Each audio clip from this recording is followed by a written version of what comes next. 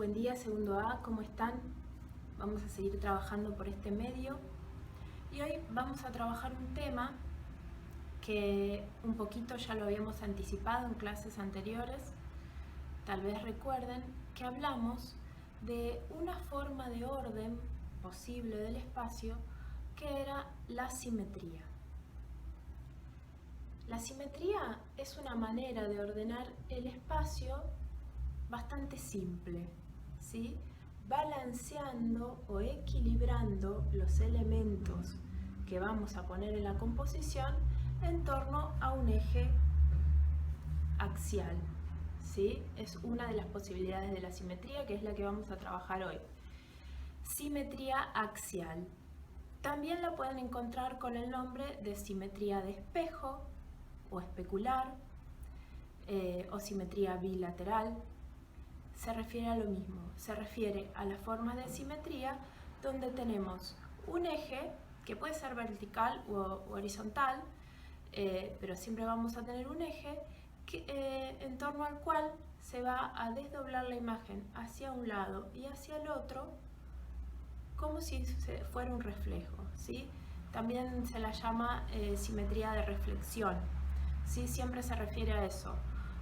Nosotros vamos a usar el término axial porque remite directamente a esto que significa este eje, pero les digo los otros nombres por si lo ven escrito así en otra oportunidad y que sepan que se refiere a lo mismo.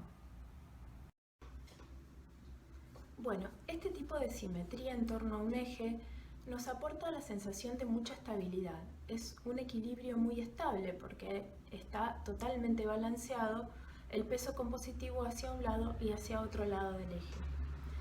Por eso mismo es muy utilizado en diseño gráfico para el diseño de isotipos de marcas. Les voy a mostrar algunos ejemplos donde se ve muy claro este uso de estructuras de simetría axial en el diseño de estas marcas. Lo que aporta este tipo de equilibrio, este tipo de simetría, es también una fácil visualización de la imagen, un fácil entendimiento. Cuando yo veo una imagen estructurada así, la entiendo muy fácilmente, es muy simple y la puedo recordar también con mucha facilidad. Son imágenes muy pregnantes. Yo veo un logo de estos y rápidamente lo voy a recordar y lo voy a identificar. Por eso es muy común que se utilice en este campo del diseño. En la mayoría de los ejemplos que les estoy mostrando se trata de simetrías axiales exactas. Se refleja tal cual como si fuera un espejo hacia un lado y hacia otro de la imagen. Pero también puede haber el caso, como en este ejemplo, donde se usa el mismo tipo de estructura, o sea, estamos ante un ordenamiento axial, pero se le introduce una diferencia en uno de los lados. Entonces se trataría ya no de una simetría pura o exacta, sino de una simetría aproximada o asimetría, pero el orden no varía demasiado porque el orden estructural es el mismo, o sea, nos seguimos valiendo de este eje como estructurante del orden, nada más que hacia uno de los lados le introducimos una diferencia. Ahora vamos a ver algunos ejemplos en obras de arte, donde también vemos que se trata de simetrías axiales aproximadas o asimetrías donde tiene alguna pequeña variación en uno de los lados.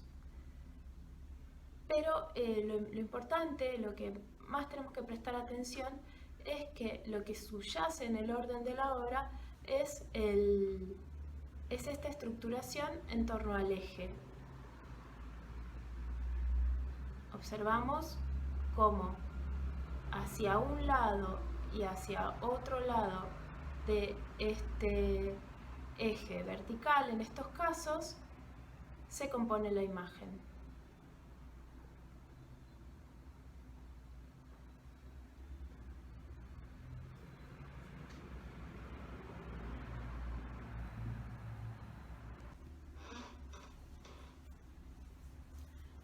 Bueno, la propuesta para trabajar con este tema es que ustedes, utilizando este tipo de estructura de simetría axial, hagan su propia composición.